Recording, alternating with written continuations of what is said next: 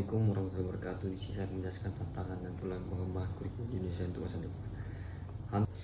Teknologi yang belum merata dapat menghambat penerapan kurikulum yang berbasis teknologi di seluruh Indonesia.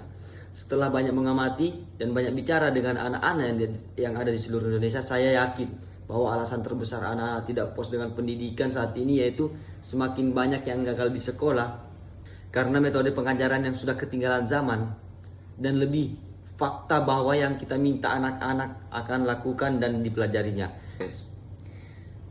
Pentingnya untuk dipahami karena setiap siswa itu berbeda dalam hal kebutuhan dan minat mereka. Yang kita butuhkan itu dalam hal materi pembelajaran adalah kurikulum individual yang untuk setiap siswa. Namun perbedaan dalam minat atau situasi individu tidak mengaruhi kebutuhan dasar manusia untuk berpikir secara efektif, bertindak secara efektif, dan menjalin hubungan secara efektif.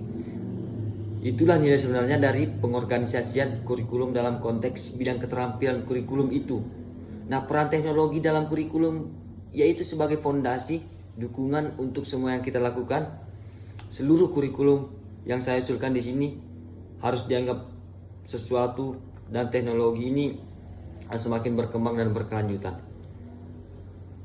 Dan di sini kondisi idealnya itu tantangan dalam kurikulum ideal ini mendorong pengembangan kompetensi pada abad ke-21 seperti kemampuan berpikir kritis, kreativitas, komunikasi, dan kolaborasi.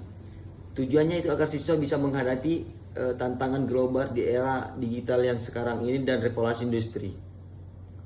Kondisi faktualnya itu pada kenyataannya implementasi kurikulum di Indonesia ini masih cenderung seragam dan kurang memperhatikan konteks lokal. Sistem penilaiannya itu masih kurang dan ujiannya itu masih dominan pada aspek kognitif. Sedangkan aspek keterampilan sosial ini emosionalnya itu belum sepenuhnya terintegrasi dalam kurikulum. Banyak sekolah terpencil itu yang belum mempunyai fasilitas dasar seperti ruang kelas yang layak, laboratorium atau akses teknologi digital. Maka dari itu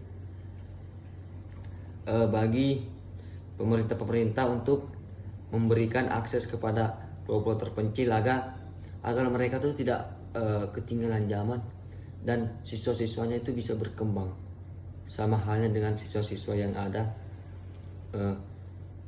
yang mungkin bisa disebut di kota berbeda dengan di pulau. Sekian dari saya. Assalamualaikum warahmatullahi wabarakatuh.